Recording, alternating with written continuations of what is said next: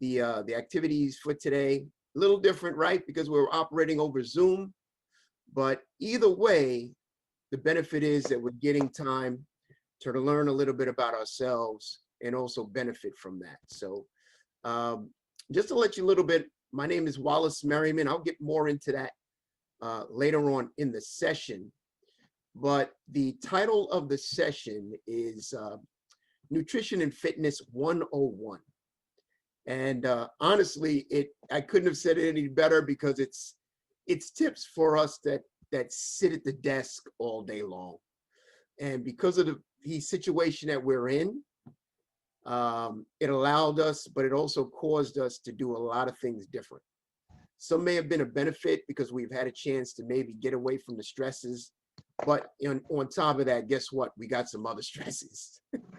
So now we're sitting in front of Zoom and all these other devices, and we're not really getting as active as we want to get. And some of the things which are unfortunate is it was said that over the time of COVID, people have gained over 17 pounds on average. 17 pounds.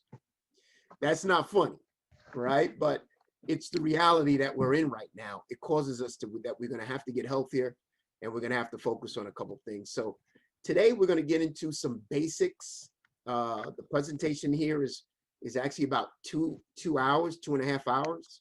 I'm going to break this down into a nice 40-minute topic to hit some of the headline notes, some of the key things. So you definitely want to take some notes. We're going to have a little bit of time at the end, so please leave your questions in the chat box, and we'll have a chance to entertain that after. The basic thing, and if you can see the front screen, I'm going to go through the PowerPoint presentation a little bit, and I'm gonna also ad-lib as we go. But you do want to focus on the two key components, and that's nutrition and that's fitness. Some of the objectives that we're going to essentially cover today. I hear somebody that's off of mute, so if everybody can mute themselves, that would be awesome. One of the objectives, many of the objectives actually, we're going to cover today is some of the things that we have confusion with. And here's the biggest thing, that there's so much misinformation that's out here. People are absolutely so confused and they don't know what to do. So what we'll do is we'll try something, it doesn't work. You'll try something else, it doesn't work. You'll try something else, it doesn't work. You get frustrated, and guess what? You don't do anything.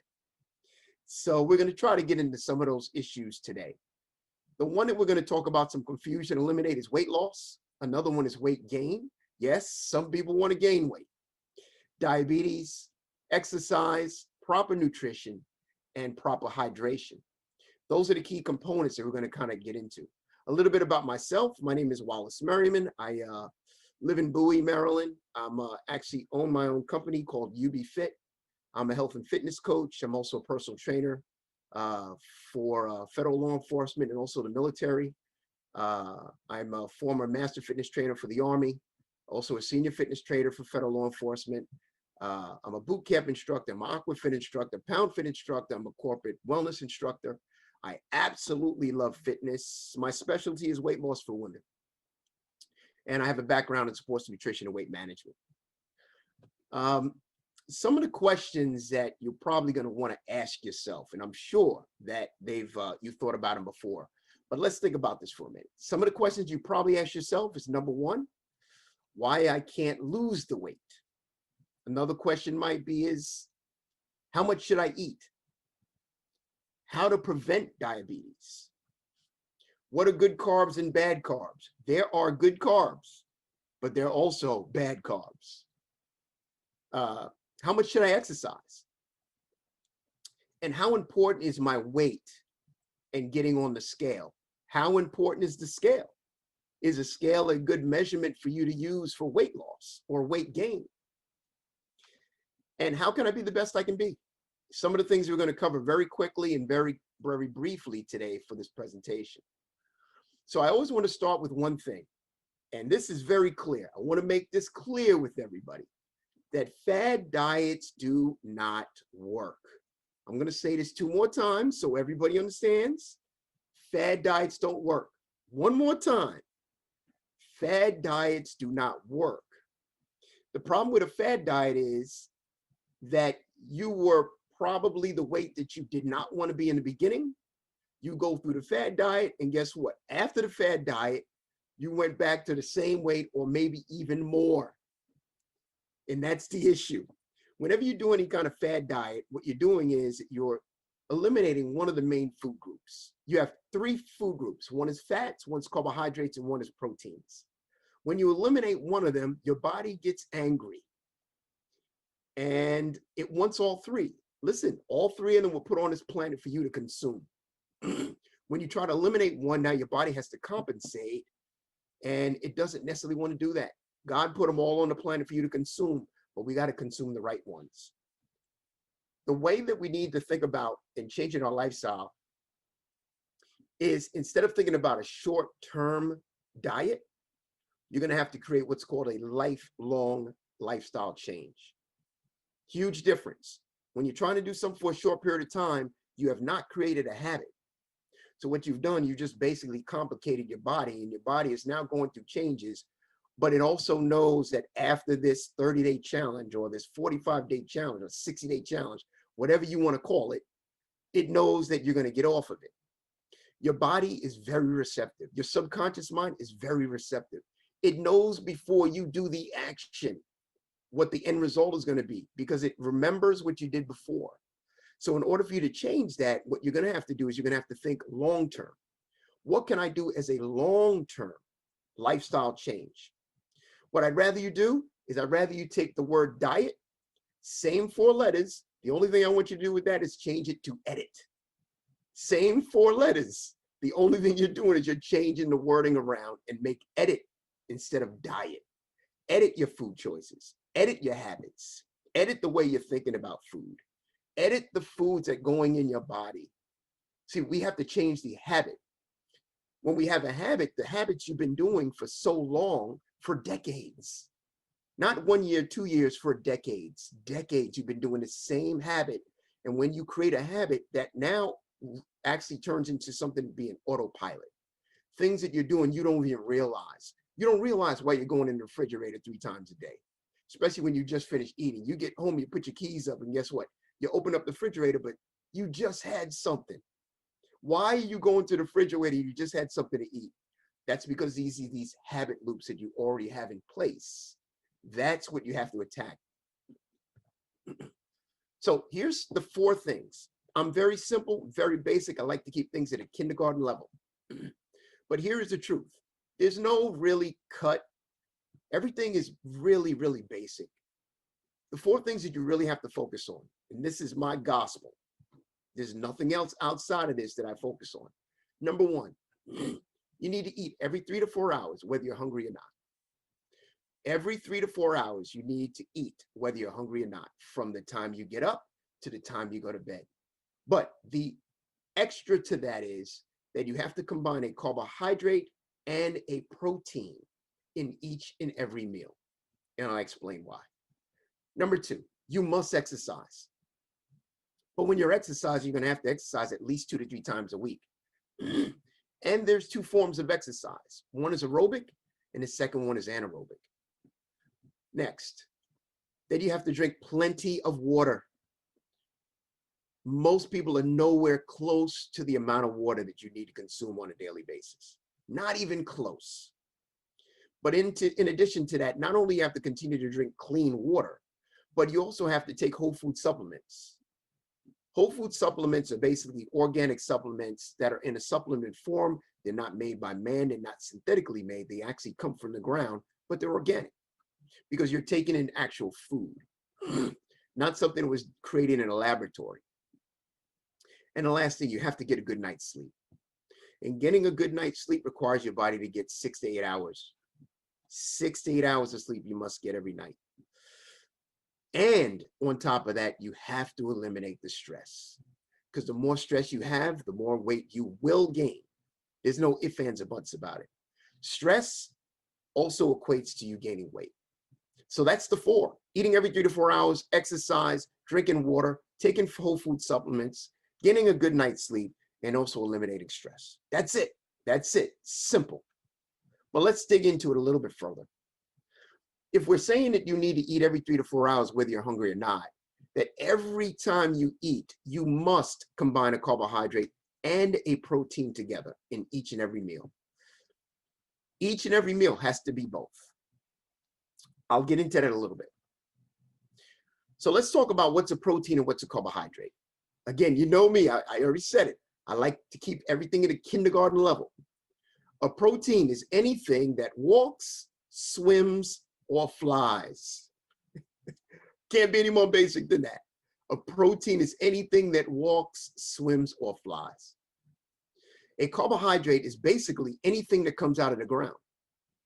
But there's two forms of carbohydrates. One is a simple carbohydrate, and the other one is a complex carbohydrate. And we'll dig into that a little bit more. And last is your fats. And fats come from either or. Either comes from animal-based fats or vegetable fats, right? Vegetable fats would be plant-based fats. Animal fats would be coming from the animal. So of course, if I asked you which one is going to be more beneficial for your body, I hope your answer is plant-based oils and not animal.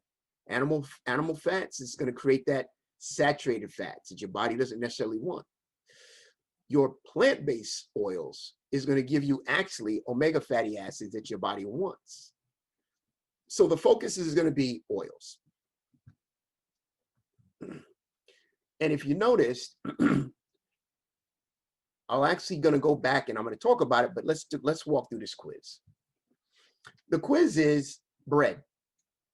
After what we just said and what you probably know, bread would be a carbohydrate or a protein.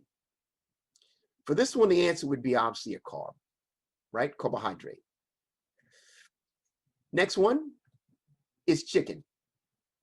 Chicken, a carbohydrate or a protein? In this case, it's a protein, right? Walks, swims, or flies. Your bread is a carbohydrate because where did it actually come from? It came from wheat. Basically, it came from wheat or anything that came out of the ground. It was grounded and formed into a bread. But some of them are extremely highly processed, and some of them are actually a better bread. There's a difference, right? Pasta. Pasta is a carbohydrate or protein. That's also carb, right? Where's your pasta coming from? It's a derivative of something that came out of the ground. Beans. Now, this one's tricky, y'all. A bean. Is a bean a carbohydrate or a protein? And most people will say, oh, that's definitely a protein. But it came out of the ground, right? So actually, this bean is a carbohydrate, but it's a high-performing carbohydrate. It has protein, yes, but it's a high-performing carbohydrate. And here's the fact about beans, that 85%, 70 to 85% of the bean that you consume, your body doesn't even benefit from. So you might think through eating beans, you're getting a full benefit. You're not. You're only getting about 30% of the benefit from that bean. The rest of it is basically what I would call back in the day an SOS soap pad, right? Basically, it's fiber, right? So you're taking the beans, you consume the beans, it goes to your body, it does not break down, it actually ends up being fiber, and it runs out of your system, but it also ferments. While it's in there, because it can't do anything with it, your body's like, I can't do nothing with these beans, it ferments, and that's why you got gas, y'all. Because it's fermenting, your body says, I can't deal with all these beans. So it takes 30% of it, converts it into some kind of form of nutrition, but the other 70% goes right back out. So let's not think you're getting a full benefit from the beans you're consuming. It's actually a good form of fiber. Here's some of the exceptions. Some of the exceptions are going to be milk. Milk is a carbohydrate. It also has protein, but not as much protein as you may think. And to be honest with you, that I would like you to back off the milk because the amount of mucus that's in it, and also it's not as beneficial as you think it is, right? Because of everything else that's in there to process this milk, it's not really that beneficial for your system. Buttermilk and yogurt is another exception. You notice all these are dairy. There's protein, but a lot of us are lactose intolerant. And the truth is, the majority of us are lactose intolerant, right? You'll notice that many times because you'll have gas when you're drinking the milk. Same thing. Your body is very reactive on what you consume. Sometimes you feel bloated. Many times you might have ice cream subconsciously, you don't even realize it, but after the ice cream, you probably have close to you somewhere a glass of milk. I mean, a glass of milk, a glass of water, a glass of water after the ice cream to what? To wash it down, because that milk from the ice cream, which has casein, is actually forming mucus in your chest, and you want something to move that, so you end up drinking water. But you're so used to having the water close by, but what it's doing, it's actually has a negative reaction to your system. You may not realize that, because we've been doing it for so many years that it's just part of you now. All right, good. So let's talk about how food runs through your body. This is key. This is key. When you think about the amount, whenever you eat any kind of foods, your body, it's called gastric digestion, which means it's the amount of time that when you consume a carbohydrate, a fat, or a protein, the amount of time it takes for your body to actually break it down and convert it into an energy form that your body can use, right? So carbohydrates, when you eat a carbohydrate, it goes through your body in about 20 to 40 minutes. So as soon as you eat a carbohydrate, 20 to 40 minutes, it is broken down into a form of energy that your body can use. Proteins, on the other hand, it digests in your body about 2 to 3 hours. And fats goes through your body in about 3 to 5 hours, right? So let's go back. Carbohydrates, 20 to 40 minutes. Proteins, 2 to 3 hours. Fats, 3 to 5. Let's go through this real quick. Think about a carbohydrate. Let's use the example, and the reason I already know the answer to this, you're already on mute, you're gonna already say the correct answer. If you went to a Chinese food restaurant and you had a meal, how long is it before you are hungry again? Think about it. You went to a Chinese food restaurant, you had a meal, and how long did it take for you to be hungry again? The answer is probably about an hour, maybe hour and a half. Why is that, Wallace? I don't understand that. Why? Well, it's because look at the plate that you just consumed. Majority of the time you had white rice. White rice is easily broken down into sugar because it's white rice. There's no other benefit whatsoever. It's basically your rice is supposed to be brown, but it was pulled away from all the nutrients and you're just having white rice. And that white rice, as soon as it hits your bloodstream, turns immediately to sugar and there's really no fiber. Number two, the vegetables that you had are also carbohydrates. And then you had a piece of meat and you pray it was the meat you asked for. You might have asked for chicken, but you don't know. The key component, if you look at your plate, I'm going to say 75 to almost 80% of your plate is carbohydrates. And what do we just say? That carbohydrates goes to your body about 20 to 40 minutes. You had a little bit of piece of protein, which might be fish or chicken or tofu or whatever it is, but your body immediately broke this down into sugar and it's looking for another meal. So your key component then is, let's even go back the other way, that a lot of times if you're eating fat, a lot of people will go into keto, a keto diet. Not a fan. That's another story. But a keto diet, remember, if you're eating keto, you're eating majority of fats and proteins.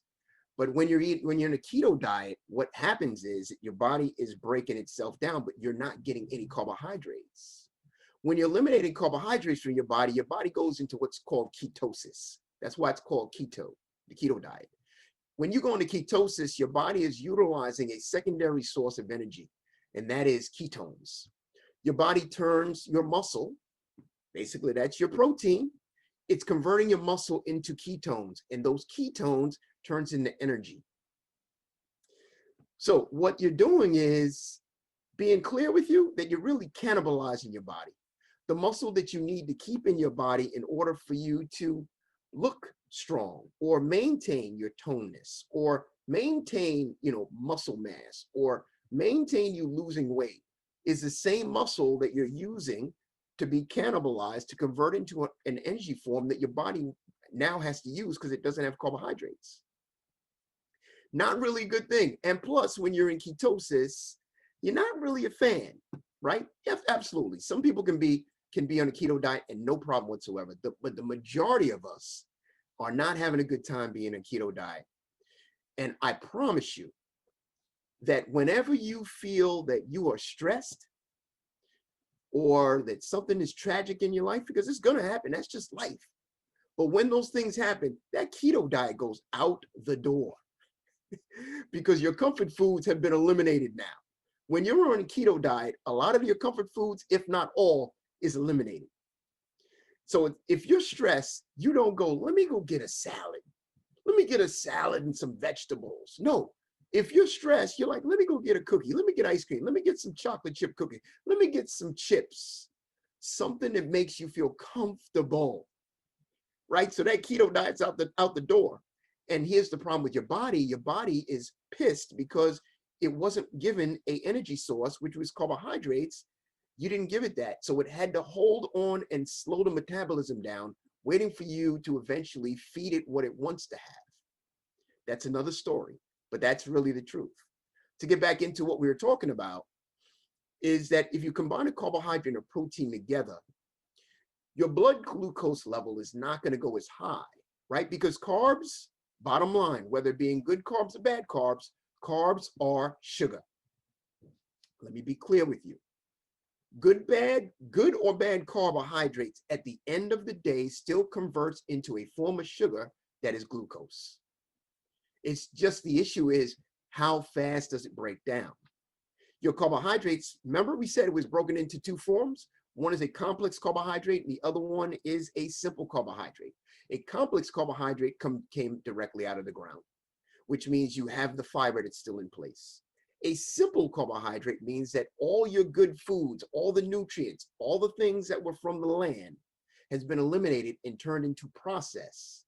So now it's processed, which means there's really no nutritional value, and that easily converts into sugar. So you have two forms of carbohydrate, but you want to stay basically as close as you can to the complex carbohydrates. Complex means it's a harder amount of time for your body to break it down. That means it reduces the amount of your blood sugar spikes, right? Hope that made sense. If you're diabetic or if you're familiar with the numbers, you do want your blood glucose level to be around 80 to 120 milligrams per deciliter. And what that basically means is it's your blood sugar level. It's the thickness of your blood, right? You want to stay within 80 to 120. Some of you may be familiar with that number, but that's where your blood wants to stay. All right, excellent. We're pushing through, y'all. We're pushing through. So here's the scenario. You had something to eat. You're eating the food. You put it in your mouth. Here's the key. While you're chewing, you must chew at least 20 to 40 chews first. Don't wolf it down because the enzymes in your mouth helps with breaking down the enzymes in the food and helps with digestion, right? Second thing is don't eat your food and also have water or juice or something with it because the enzymes that's in your mouth, which is supposed to break the food down, if you add fluid or liquid or water or soda or whatever to it, you have now diluted the enzymes in your mouth that sole purpose was to break the food down. So you want to eliminate you drinking while you're eating. I know that's a hard one. And yes, I'm hurting your brain because it's going against everything that you know and learned and understand. But I'm telling you the truth, my humble but accurate opinion. So whenever you eat your food, you're chewing the food, it turns into some kind of breakdown. It goes into your esophagus. After the esophagus, it goes into your stomach. There's hydrochloric acid in your stomach that breaks it down and turns it into what's called glycogen or glucose. Glucose means that it converted itself into a form of energy that your body wants to use. Glucose is basically sugar. When you have multiple glucose that's all together, that's called glycogen, right? So glucose is one molecule, glycogen is multiple glucose together, and that's called glycogen. When your body pushes that out of the stomach little by little, it now goes into your small intestines, into your bloodstream. Now, glucose is very, very thick, like honey. And your body doesn't like blood being thick.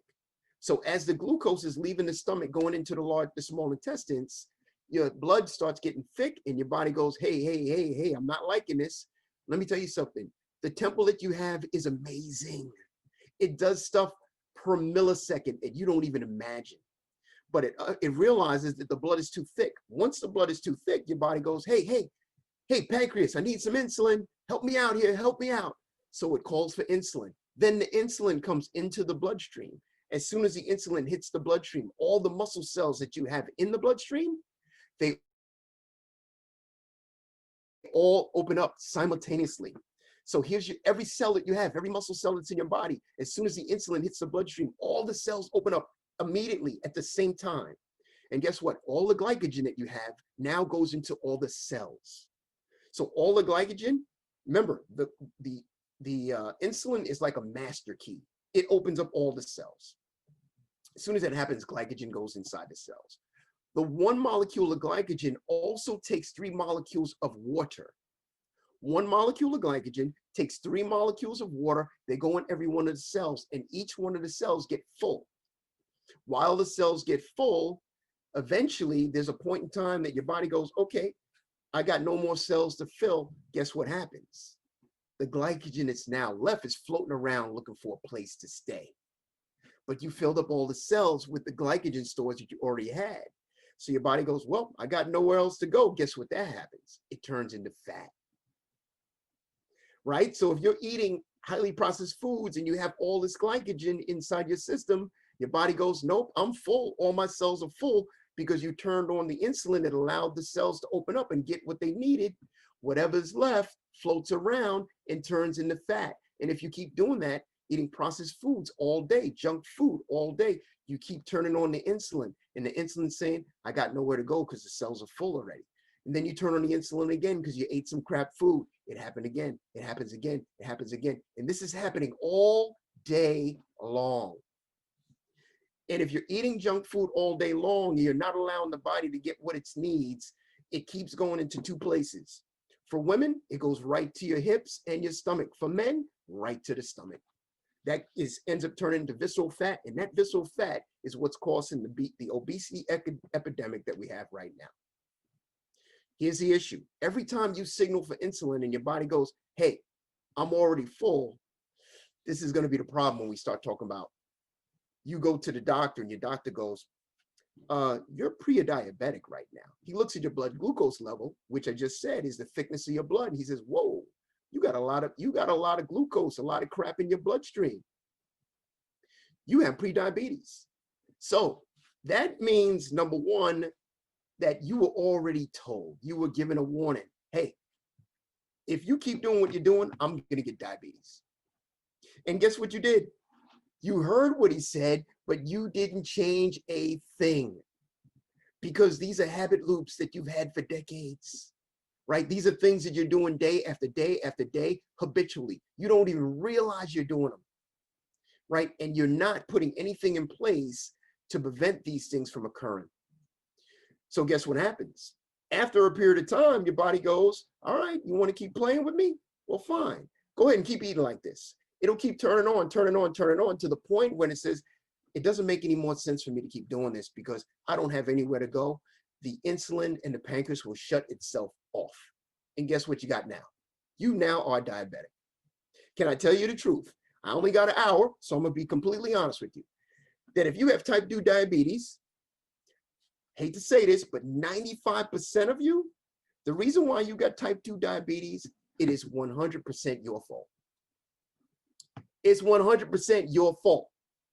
And here was the thing, that you were already warned. The majority of you were already warned that you were pre-diabetic, and you didn't do anything about it because you just assumed that the body was going to readjust and do things on its own. Here's the thing, that the problem is, the reason why we abuse our body so much is because we got it for free. Whenever you pay for something, you take care of it, you cherish it.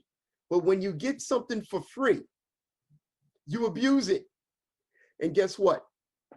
The body that you were given, which is basically your temple, which does everything for you, you got it for free, and everything you get for free, you abuse. If you get a brand new car, guess what? First thing you're going to do, you're going to make sure that thing is tuned up. You're going to get the oil change. You're going to get it washed every week. You're leaning back. You're showing everybody what you're riding with. Listen, you got that thing looking like a champ. You're putting in 93 octane. You're spending money you don't have. to make sure that this car is at optimum health, optimum. Getting the tune up, you're spending the money, you're going broke doing it, but you'll put 93 octane inside your car and automobile, but you'll put 87 octane in your body. You'll put 87 octane in your body, but you'll put 93 octane in that car.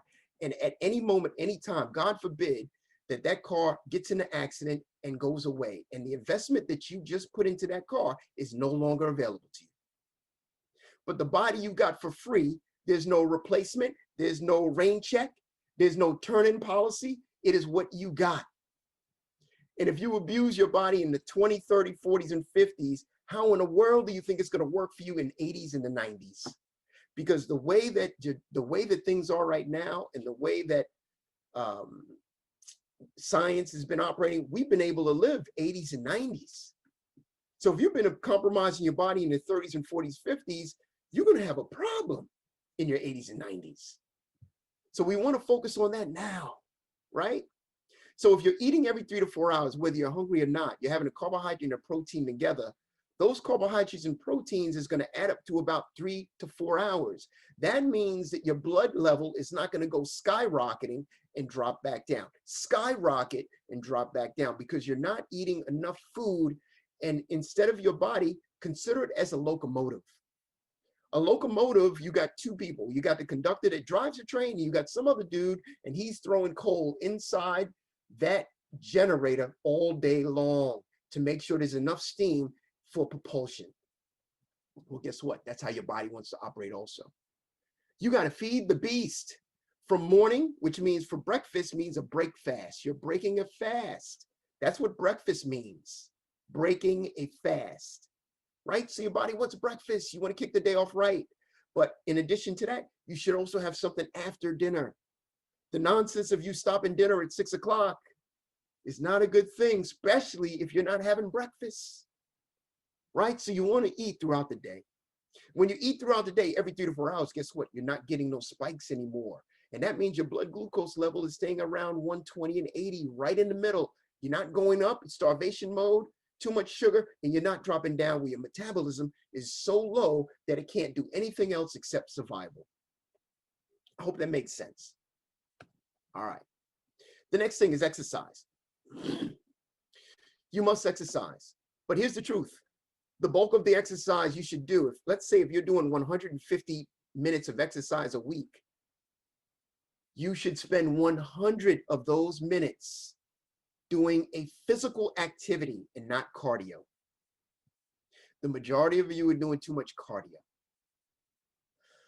That's going to be a problem. You should spend the bulk of your time doing resistance training. So let's talk about it. I'm going to go through this very quickly. You have two forms of exercise. One is aerobic, one's anaerobic. Your aerobic exercise means it's strengthening the heart and the lungs. That sustains exercise like jogging, rowing, swimming, cycling, spin, Zumba, anything like that. Something that brings the heart rate up. The second form is anaerobic. Anaerobic exercise is physical exercise, which means you're putting intensity against the body, which means you're forming lactic acid. Remember, if you're doing some exercise and you feel a burn in that particular muscle, that means there's lactic acid in your muscle that's making it work and burn muscle and burn fat. So you want to operate where you're doing intense bursts of activity, like weightlifting, strength training, sprints, anything like that, because you're putting pressure or resistance against the body. So if somebody said to me, Wallace, I got a little bit of time. I don't have much time to do too much exercise. What should I do? Then I would rather you spend the bulk of your time doing resistance training, meaning dumbbells, yoga. Remember, yoga is a serious form of body exercise. If you've done yoga before, you know that you're sweating after that. And resistance bands, body weight, something that's going against the body. That's what I want you to focus. 100 minutes should be on that.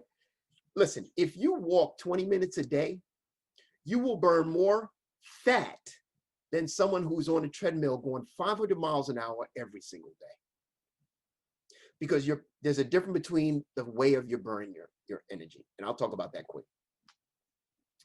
Anaerobic exercises, that is causing increased endurance, right? But an aerobic exercise is not going to help you burn fat, y'all. and it's not going to help you gain lean muscle mass. The more lean muscle mass you have, the more fat you will burn, because your fat is burned because of the muscle that you have. Let's go into the other side of it. Aerobic tends to burn more calories in the form of carbohydrates, but it doesn't burn fat. The key is to getting the best results is to do something that's called circuit training or high intensity training, meaning you're doing both, where you're doing something that's causing you strength training and also bringing the heart rate up simultaneously. All right, let's keep going. I'll explain this. Let me go back. No? Okay, perfect example. I'm going to give you this, and I'm going to say this really quick because I still want to finish another part for you and then leave this open for questions. Before COVID, at LA Fitness, I was a Aquafit instructor. And me being an Aquafit instructor, the way that I trained and ran the class, I was always out of the water. Everybody else would be in the water. So let's say there's 50 people in the water. I'm on the outside of the water. Now, I wear two different watches. One is called a Polar watch, and the other one is basically a Fitbit. The Fitbit is basically, to me, electronic pedometer. That's the truth. But it's also a great way to keep yourself accountable. The Polar watch actually is very sophisticated. It has a lot of other things that people may not even concern themselves with, but maybe they should. So if I'm outside the water and I'm doing the exercise on the ground above the pool, by the time we're finished those 50 minutes, I might look at my watch and I'm like, whoa, I burned 650 calories. And people are like, wow, that's a lot. Wow, that's great, Wallace. Yeah, but let's get further into this. My wife, on the other hand, would be in the water, and she also has a Polar monitor. She looks at hers and she says, okay, I got 375 calories. So you would go, wow, that means, Wallace, you're actually burning more calories than the people in the water. Yes, but here's the issue. My watch also says something else. And what it says is, it tells me the percentage of fat that I burned, the percentage of fat calories that I burned. Now, take a guess. I burned 650 calories out of the water. Take a guess how much percentage of fat did I burn? I don't have time, so let me explain. 12 to 15. 650 calories, that means 12 to 15% of that was only fat burn. My wife, on the other hand, is in the water. She burned 375 calories, but guess what? She looks at her watch and it was 42%. 42%, which means almost half of the calories that she burned while she did the exercise was fat burn. So if you're trying to lose weight, should you be doing something because the reason why that she is doing better than me is because in the water, there was resistance going against the body. So maybe she didn't burn the same amount of calories, but she burned more fat calories, which means she would lose more weight than me outside, because the bulk of my calories came from carbohydrates. The bulk of her calories came from half and half. So if she continues to do that, she's going to burn fat. Me, on the other hand, I don't burn any fat. The second thing is that when you're operating, doing something that causes muscle fatigue, now your body after that has something that's called afterburn. And afterburn means, in addition to the exercise that you spent 50 minutes doing, now it has to spend an hour and a half to 2 hours to 2 days recovering from the damage that you did, which is called micro tears, to the muscle. So not only did you burn 50 minutes of exercise, but you also burned another 150 minutes plus the next 2 days, because your body is now recovering. And while it recovers, that requires energy, and that energy is done in the form of fat burning. So you are winning. You're not winning if you're doing a spin class, because when the spin class is over, yes, you might have burned 600 calories or 500 calories, but when the class is over, that is it. And plus, you have about 40 minutes of what we would say glycogen stores that are already in your body. So your body has to go through that first before it can benefit from fat burning. So if you're in an exercise class and you're working out for 30, 40 minutes and you have 30 minutes of glycogen stores, you didn't burn any fat, y'all. No disrespect, but you probably have some Zumba instructors. I'm not disrespecting, no, I'm just being real about this. You might have Zumba instructors, spin instructors, other instructors. You're like, why are they overweight? They train me every day, but they're overweight. It's because they're not building muscle. They're burning a lot of carbohydrates. the carbohydrates is not benefiting, they're actually breaking down the muscle as opposed to building the muscle. All right, I'm done with that. I hope that made sense. I hope that made sense. Yes, I'm probably hurting your brain. I understand that. All right, let's keep going. Drink water. You must drink water. 60% of your body is water. Your brain is 85% water, right? So your body eliminates 4 16-ounce bottles of water. Your body eliminates every single day. So the regular bottles of water that you have, your body gets rid of 4 of those 16-ounce bottles by sweating, by defecation, by perspiration, and urination. 4 bottles. So if you don't drink 4 bottles of water, guess what? You're already dehydrated. You're already dehydrated. So you wonder why you got inflammation. That's why. You wonder why your joints are pain. You wonder why you're in a brain fog, because you're holding the toxins in your system. You're not allowing it to release because you're not creating enough water, because your body has to hold a certain amount of water just to perform. Right? So the key is that you want to drink at least half your body weight in fluid ounces. So if you're a 150-pound person, then you need to drink at least 75 fluid ounces. At least 75 fluid ounces, y'all. So you got to drink your water. Your water is basically God's miracle drug. You want a miracle drug? It's drink more water. Trust me. Most of you are not. Second, supplements. Let's go back to water. Water is not regulated, right? The water industry is not regulated, so you have no idea what kind of water you're drinking anyway. The government doesn't regulate water, and they don't regulate supplements. The government does not regulate these 2 areas. They don't regulate your bottled water, and they don't regulate your supplements. So you have no idea what you're really consuming, right? But you must consume supplements. That means you have to figure out where it's coming from. You have to have a qualified source of where your food supplementation is coming from, because your soil is depleted. You're not getting the benefit you're looking for from the food, because the soil is depleted, and whatever is coming out of the soil goes into the food. And if there's no nutrients in the soil, you're getting nothing inside your food. So don't fool yourself just because they look pretty and they're nice, red, green, shiny. No, that's all fictitious, because if there was nothing in the soil to put inside that particular item, then you're not getting the benefit. You might get fiber and sugar, but you're not getting the nutrients you're looking for. So you got to take whole food supplements. Last thing, you got to get some sleep. You got to get at least 6 to 8 hours of sleep. Signs of you being sleep deprived: short memory, you're getting sick often, you're hungrier than usual, your motor skills are off, and you're gaining weight. I got news for you. If you're not getting at least 6 hours, the hormones that are supposed to be helping you lose weight turns around on you, and they force you to gain weight. The same hormones that are supposed to help you recover at night, if you don't get a sufficient amount of sleep, turn on you. And those same hormones cause you to gain weight. So stop Netflixing all night, y'all. Stop staying up all night. And your body knows the difference between you taking a nap and going to bed. When you take a nap, only thing you're doing, you're shutting your brain down for a period of time. But when you go to bed, you're shutting your entire body down. And that's the only time that your body gets the body to recover. And it's the only way that you're going to end up losing weight. All right. You got to sleep. Last thing I'll talk about sleep is that you're getting a short sleep durations is one of the strongest risk factors for obesity. You want to gain weight? Don't sleep. Good sleepers have fewer calories because their body, right? If you sleep average of 6 hours or less, you're going to be you have increasing your heart attack rate by 50%. The longer you sleep, it's going to be shown more improved in physical performance and athletic performance. And 1 in 5 car accidents is a result of you being sleepy while driving. Let's go back to the 4, and then we're going to leave it open to questions. The 4 questions, the 4 things that I had said basically was: you got to eat every 3 to 4 hours, whether you're hungry or not, carbohydrate and protein.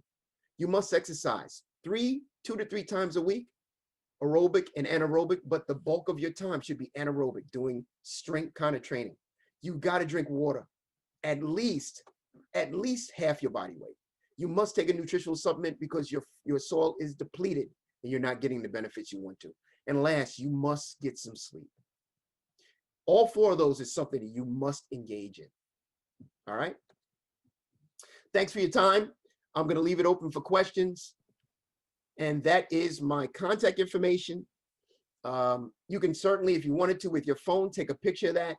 I do a newsletter, a health and wellness newsletter, every week that I send out. I actually do free boot camps. I do Zoom classes, boot camps. I actually do it free.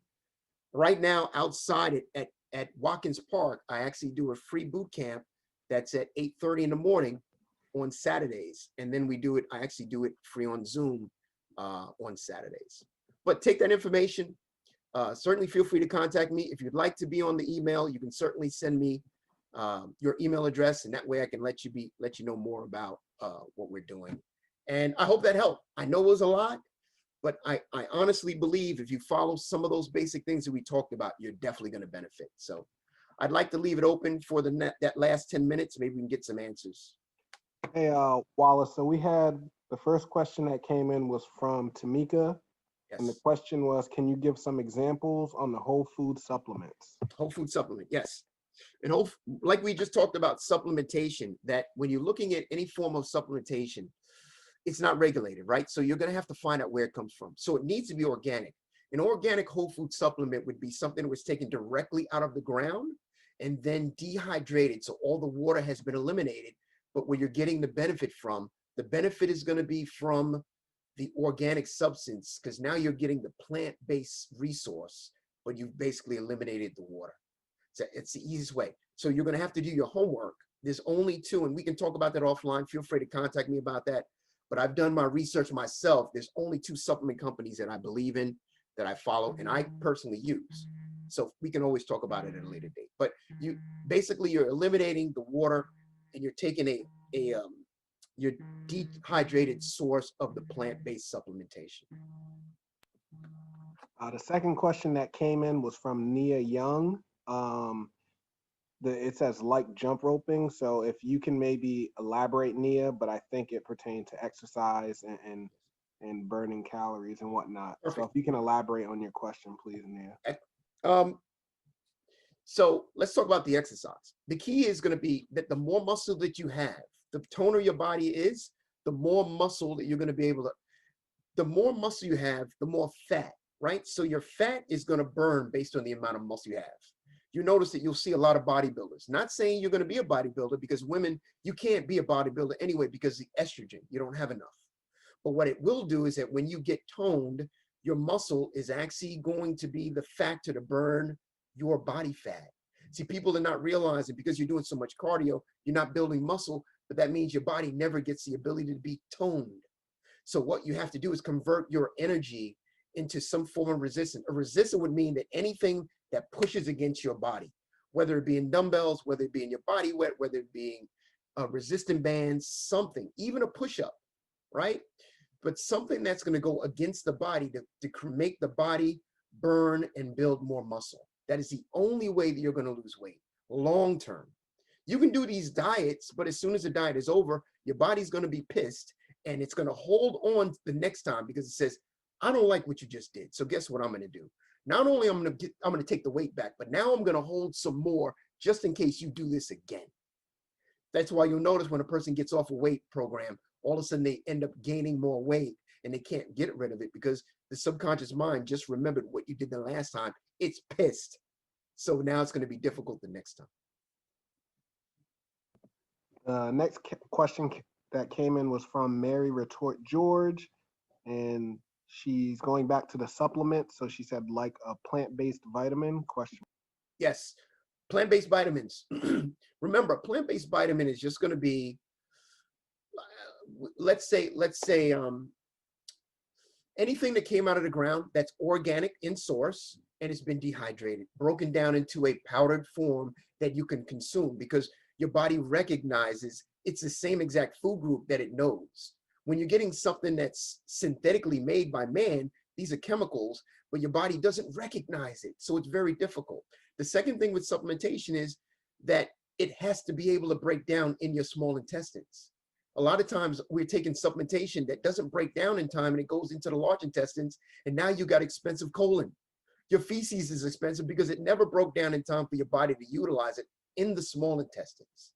Remember, your supplementation has to break down in the small intestines. And 9 times out of 10, your supplementation is not breaking down in time.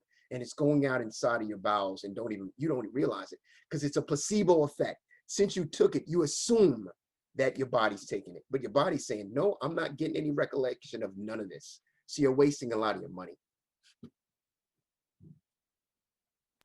Taya asked if you can put your information on the screen again. My contact information? Yes. Yes. And then Bill Knight asked, are you not a proponent of intermittent fasting? I'm, let me do this. Let me just open this up. Here you are. Let's see what happened. You may need to go back Back. one slide. Let me go one back. Let's open that up. I'll just leave it there. If you can take everybody, you can take a picture of that. Feel free to send me an email because again, there's gonna be a lot of questions, I'm sure. I got with you a lot, and honestly, a lot of stuff that you understand is probably completely different what you've been told. The question again, please tell me again. I forgot what you said. Are you not a proponent of intermittent fasting? Yes, I am a proponent of intermittent fasting, but the problem with intermittent fasting is that people are not doing it correctly. So for example, I did intermittent fasting for eight months straight, was not happy with it at all. Right? But you have to identify how to do it and when you're going to do it. Some people it will work and some people it will not, because genetically, see what people are doing, and people are looking at people people are looking at certain people and say, wow, they're doing intermittent fast, that'll work for me. No, your genetic code may not allow you to do that. And second thing, if you have diabetes, you can't put yourself in that position. You must talk to your doctor before you do that. And the second thing is you have to talk to somebody that knows what they're doing when you're doing intermittent fasting. That 8 hours that you have during intermittent fasting, you cannot, as soon as 2 o'clock comes, let's say you did 2 o'clock to 10 o'clock, 2 o'clock in the afternoon to 10 o'clock. Is that right? Whatever it is. You cannot at 2 o'clock say, oh, I'm going to gorge myself. You have to be slow and methodical. You can't just start eating as soon as the intermittent fasting clock starts. You have to do everything slow. But what people are trying to do is they're trying to put breakfast, lunch, dinner, dessert, sodas, everything else inside that, as opposed to eating clean and allowing their body to metabolize the food. You can't just slam all the food in there in that period of time. So you have to know what you're doing when you're doing it. My suggestion would be is to eat every 3 to 4 hours and just eat clean. Eliminate your sugar. Eliminate all types of sugar. Get rid of your processed foods. Get some rest. Exercise. Get some sleep. Drink your water. I promise you that you will be better off, because that you can do is for a lifetime. What about red wine? Red wine, 2 things. Remember, red wine is an alcohol, right? Red wine is also, remember, anything that's alcohol, even wine is alcohol. Your body has to shut everything else off to eliminate the alcohol, because your body still identifies alcohol as a poison. It stops everything, including digestion, healing, recovery. Everything else has to be stopped because it has to eliminate the poison first before anything else. So yes, if you, the wine that we have here in the United States is completely different than the wine you're going to have in Italy. Completely different. The fufu water we got here is not what you're getting in Italy, right? So a lot of things that we're doing is really, it's converting itself into sugar and alcohol, and now your body has to stop everything else to eliminate that first. So altogether, again, what you're doing is you're taking the certain amount of carbohydrate you could be utilizing for something else more nutritious for your body to metabolize and use, and you're using that same and converting that into sugar, installing your metabolization process. All right, so we got about 2 or 3 more questions. The next question is from Tamika. Going back to the supplements, does that look like one whole food multivitamin or many vitamins? Many. It's going to absolutely be many, because you do need a multivitamin, right? Because you want to be at optimum health, right? There's some things you may not get: selenium, you may not get biotin, you may not get the calcium, may not get a vitamin D, vitamin C, but there's some things that you may be lacking that you may still have to add. The multivitamin is not going to have omega fatty acids, right? So you're still going to have something to give you the omega fatty acids, the salmon, Again, even to talking to salmon, you must not have the farm-raised salmon. You realize that farm-raised salmon is really gray, y'all. Farm-raised salmon is gray. The reason why it's red is because it's put in a red dye, which is red dye 40. And red dye 40 in every other country except the United States happens to be banned. But the United States allows us to have it. So remember, your farm-raised salmon is gray. But it's put red in there because you're not going to eat gray salmon. So if you're going to do that, you want to go with your cold salmon. You want to go with your not farm raised. You need to have it from an outside ocean source. Okay, the next question, and I apologize if I'm pronouncing your name wrong, is from Tressa. And the question is, how can you incorporate exercise after a major surgery? Nice and slow. But it's based on what the surgery is, right? So I'm also a trainer, and 95% of my clients are women. So some of them have significant surgery, but what we have to do, that's really based on the person and what they can do, right? It's based on your recovery. It's based on what you can do. It's based on your performance. It's based on your recovery level. So you're going to take it slow, but that I would not be able to answer unless I personally knew you.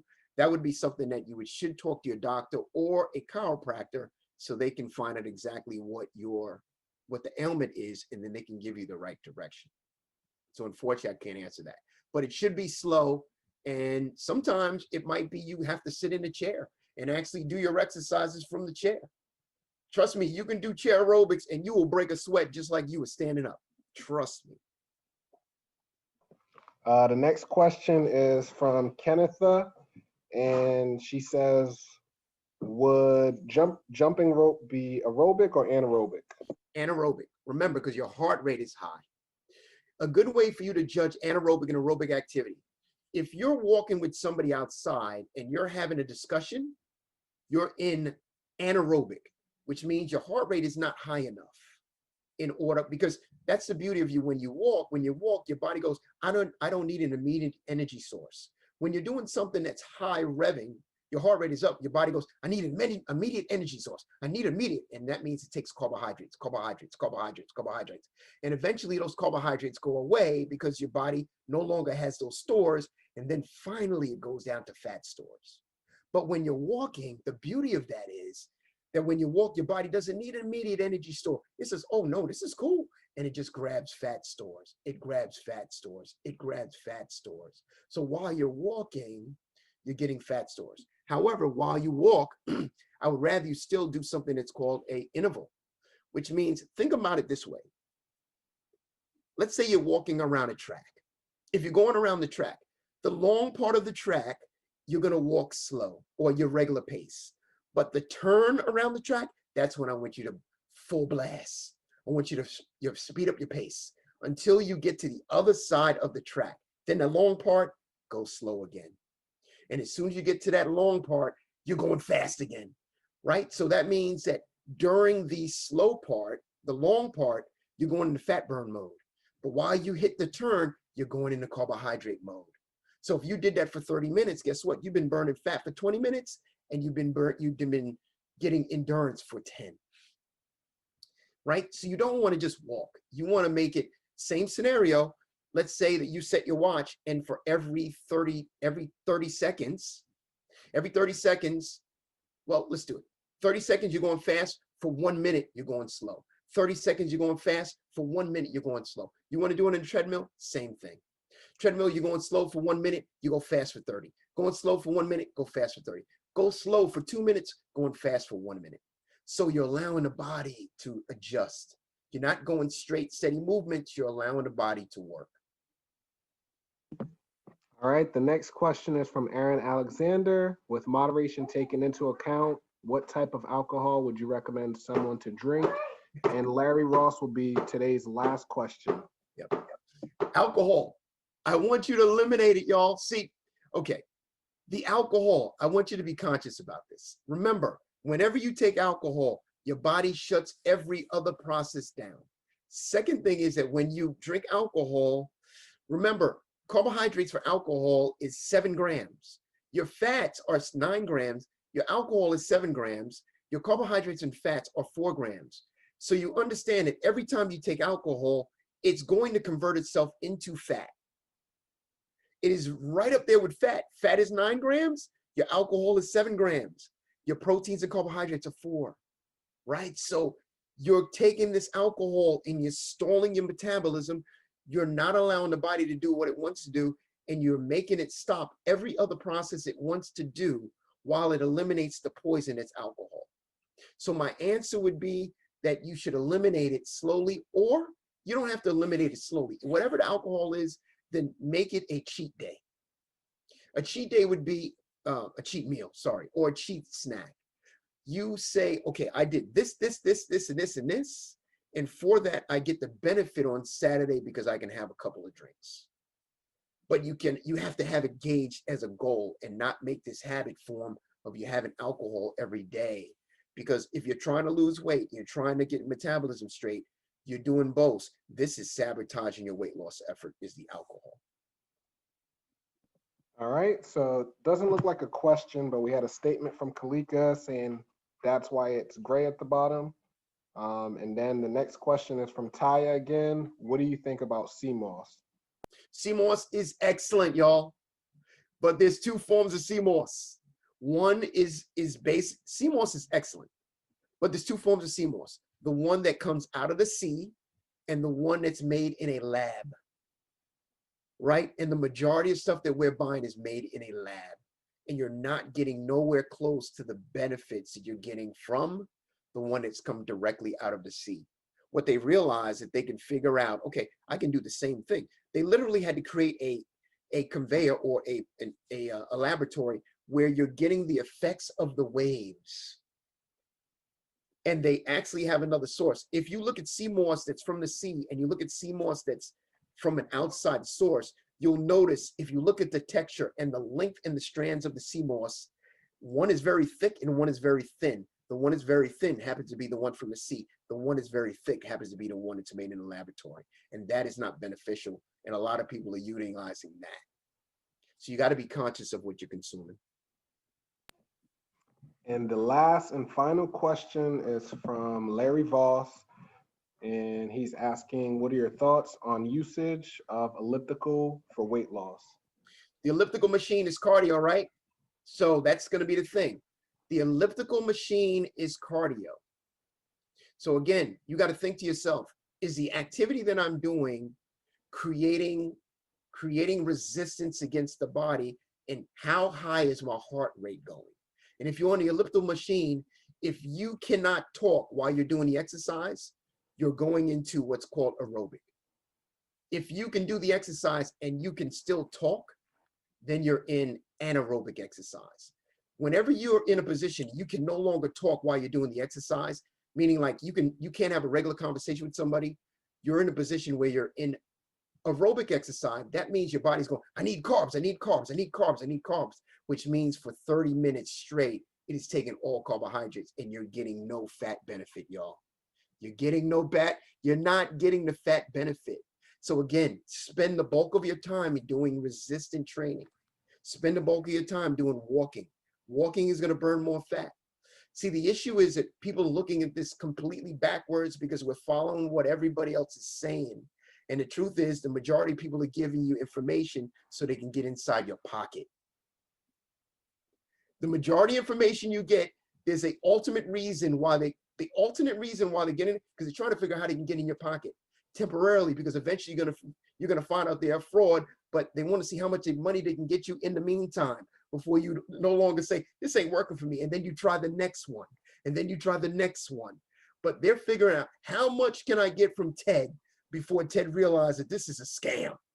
How much can I get from Reginald before I realize this is a scam? Because there'll be the next person that will fall in line they're gonna make money regardless.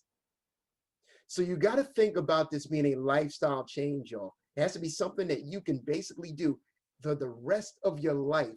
So it's now a habit that can be an autopilot, just like you drinking, just like everything that you're doing right now. We have to change the thought process and spend more time on strength training, getting stronger, building muscle than we spend doing cardio, because the cardio It's not going to be the answer unless you're trying to go for a marathon, unless you're trying to do things that's going to bring your heart rate up for you to increase your endurance for long distances. But if you're trying to lose weight, a lot of you are doing the wrong exercise and activity. So please, please, please take down my information. Please send me an email. If you have any other questions, please send me a message. At least if you send me your email, I'll make sure you're on my newsletter. You'll find me on Facebook or Instagram, anything by #UBFit or @UBFit. You'll find me on social media. All you got to do is #UBFit or @UBFit. Great Thank job. you, Mr. Merriman, for Thank an you. amazing session. And thank you, everyone, for attending. Thank you, everybody. Awesome. Thank you. That was excellent. Yes. Very good. Thank you. Thank you. Thank Woo-hoo. you. How do we get the video? How do we get the video of the session? So the video will be posted on PGCC TV's channel. And it's a week or so to get everything uploaded. I want to say give it about a week or so. On PGCC TV's YouTube channel.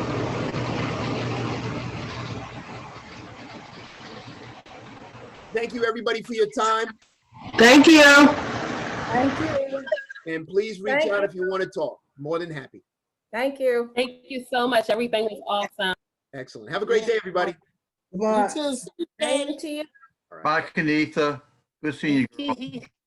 You too.